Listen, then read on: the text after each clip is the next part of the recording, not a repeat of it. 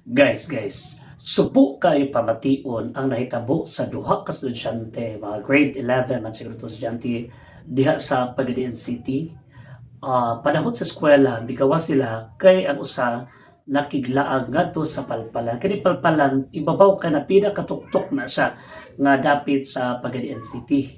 Subo pamation kay sa ilahang pagpabauli diri dapit sa may Balintawak, Pagadian City, dawat-an daw og break ang mao nga ilang gisakyan, tulos sila kabuok kung may daus-us sila nga kusog kaayo og nipangga dito sulod gyud sa balay, sa usa ka panibalay. So grabe gyud ang impact gyud no kay ang usa ka base sa report, ang usa ka babae, duha ka babae usa ka lalaki ang nag-drive. Base sa report, ang usa ka babae on the spot gyud, dead on the spot. Dayon ang usa nalupyak ang nawong o ginana gyud ka grabe ang impact ang nasinati ngadto sa duha. Ang driver mo ang bata nga estudyante pod, lalaki, buhi pa siya pero dahil siya dako kay sama diha siya hagtang o nag-blame gyud no nasa sa kahadlok. Naka-blame gyud siya kog gilingon unsa niya mabuhat unsa niya masulti sa maong ginikanan. So rest in peace atong ipaabot ang atong pakikiramay pasubo sa mga bilikanan nga nawala na ning taliwan no tungod sa dako nga trahedya.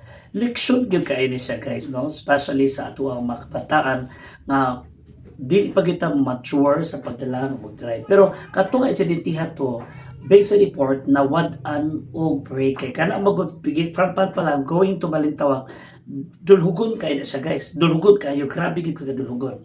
So naabto sila sa ubos og baliko ang maliko tatuan pero nalahos din sila sulod dito sa balay. So nahandusay ang duha ka lawas na kita nato dito mismo sa sulod sa balay og ang duha gyud no, maoy napuruhan gyud kaayo og matod pa sa ato ang nasayran nga katong mga bata dugay sila nakuha no. In fact napagalito yung post na ibutang dito nga ipakuha ang mga bata, so nakuha na gid ilang lawas o naana sila ron sa tagsa nila kapamilya.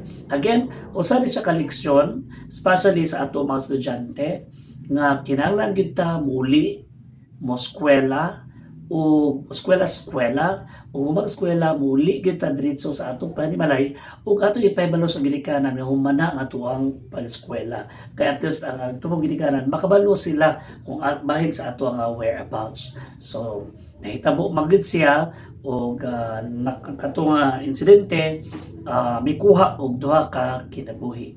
So mag-ingat kung wala pa tay mga lisensya, dili pa kayo kabisado mo drive, especially grade 11 o grade 12 baka na siya, wala pa ka na experience sa driving o dahil mga incidental nga mga challenging kay nga situations or critical situations, dili pa kayo kabalo mo decide unsaon pag troubleshoot ang problema. So doubly ingat, doubly care, extra careful gyud then as much as possible no, kung wala pa gitay lisensya, wala pa gitay anything no nga na privilege nga kihatag sa tuwa ang mao nga agency, dili lang sa gyud ta mag-drive kay mao na siya makapadto na to sa mga kasaypanan o hinanaling kamatayon o mga trahedya o mga disgrasya, injury or mo na pinakahadlok no ang kanang gitawag nato nga kamatayon. So wala na mahimo, ang ato lang ang advice sa matag usa nga watch out, be vigilant and be responsible